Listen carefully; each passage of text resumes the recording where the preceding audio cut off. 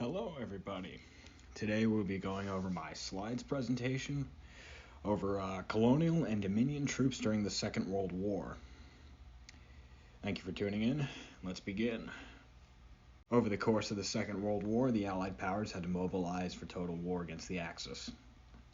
The contribution of Dominion troops was transformative, providing vital manpower to the Allied forces as well as enabling the steps for their own independence and greater autonomy.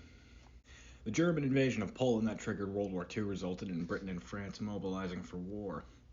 These call-ups extended to their overseas colonies, such as British-controlled India and French North Africa. For starters, we are going over the Indian Army's expansion by WWII.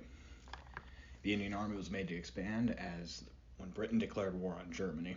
WWII argues that the historiography of World War II rarely covers the vital manpower provided by the Indian and overseas colonial troops, arguing that they were vital in that war effort.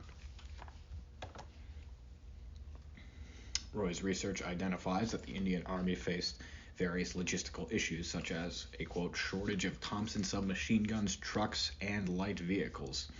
However, despite these challenges, managed to grow from 250,000 to 2 million personnel, compared to 500,000 Australian forces. Eckenberg also contended that the West African troops were vital in the Free French's army, the French army's rebuilding in 1944 for the liberation of their country, growing to, quote, 20,000 soldiers by the end of that year. By September of that year.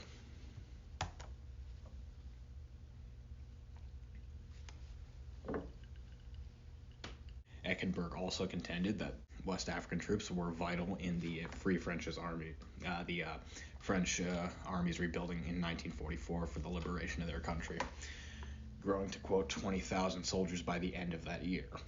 By September of that year. Colonial troops at war's end had hoped for social mobility and greater autonomy within their own country.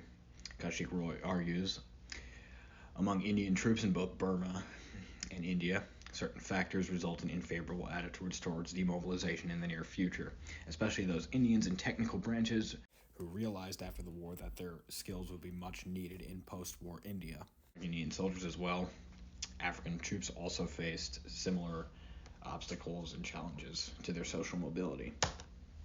The challenges faced by African soldiers included issues in pay.